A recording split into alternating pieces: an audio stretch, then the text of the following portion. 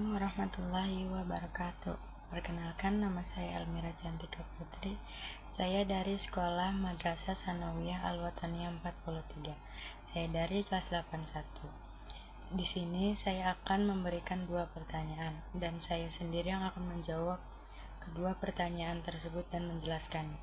Pertanyaan yang pertama, apa itu mekanisme pernapasan? Mekanisme pernapasan adalah merangkai proses fisiologis yang memungkinkan pertukaran gas antara tubuh dan lingkungan. Proses ini vital untuk kelangsungan hidup karena menyediakan oksigen dan dibutuhkan sel tubuh untuk menghasilkan energi serta membuang karbon dioksida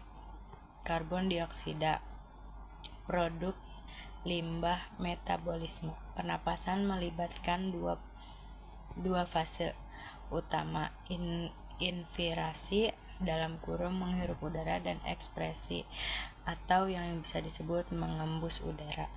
Menurut Kementerian Kesehatan Republik Indonesia, pernapasan yang efektif adalah kunci untuk menjaga kesehatan dan vitalitas tubuh.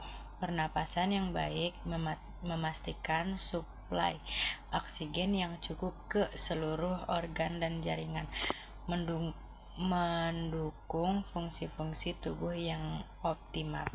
Pertanyaan yang kedua, apakah perbedaan yang mendasar pernapasan dada dan pernapasan perut?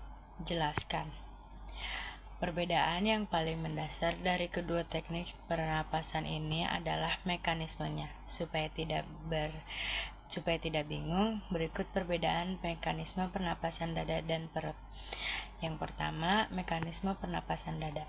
Pernapasan dada yang selama ini kamu lakukan bekerja dengan mengandalkan pergerakan otot-otot di antara tulang rusuk. Prosesnya mulai ketika otot di antara tulang rusuk mengembang saat kamu menghirup udara atau inspirasi dan mengempis kembali atau relaksasi. Setelah mengembus udara, perlu kamu ketahui otot antara tulang rusuk dan diafragma bekerja dengan mekanisme yang berlawanan. Artinya, saat otot tulang rusuk berkontraksi, diafragma akan berrelaksasi dan berlaku sebaliknya. Nah, berikut proses terjadinya pernapasan dada. Saat menarik napas, terjadi kontraksi otot interkonstal sehingga tulang rusuk pun terangkat dan rongga dada membesar. Paru-paru kemudian mengembang dan tekanan udara dalam paru-paru rendah sehingga udara dari luar masuk ke paru-paru.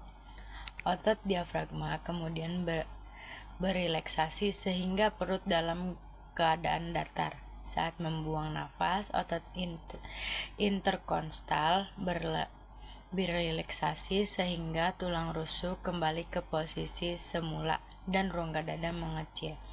Paru-paru kemudian ikut mengecil dan tekanan udara dalam paru-paru menjadi tinggi sehingga karbon dioksida keluar dari paru-paru. Hal ini menyebabkan otot diafragma berkontraksi dan perut mengembang. Yang kedua, mekanisme pernapasan perut.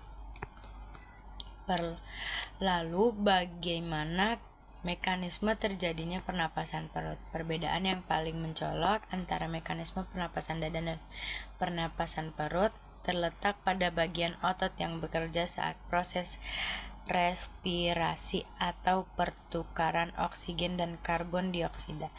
Jika pernapasan dada menggunakan otot-otot tulang rusuk, maka pernapasan perut melibatkan otot-otot diafragma yang terletak di antara rongga dada dan perut. Nah, pada pernapasan perut, otot diafragma akan berkontraksi saat proses inspirasi dan perilaksasi saat mengeluarkan udara. Berikut proses pernapasan perut yang menggunakan otot diafragma. Udara dihirup melalui hidung lalu tahan beberapa saat. Buang membuang udara lewat mulut. Selama menarik nafas dari hidung, pastikan mulut tertutup untuk menahan bagian dada tetap datar sehingga diafragma bisa berkontraksi. Posisi perut yang lebih condong depan atau mengembang. Kamu juga harus merasakan udara masuk mengisi perut. Kemudian, embuskan udara secara perlahan melalui mulut. Selama proses inspirasi, organ dada mengembang. Tetapi otot bagian luar tulang rusuk akan berkontraksi sehingga diafragma pun ikut mengembang. Assalamualaikum warahmatullahi wabarakatuh.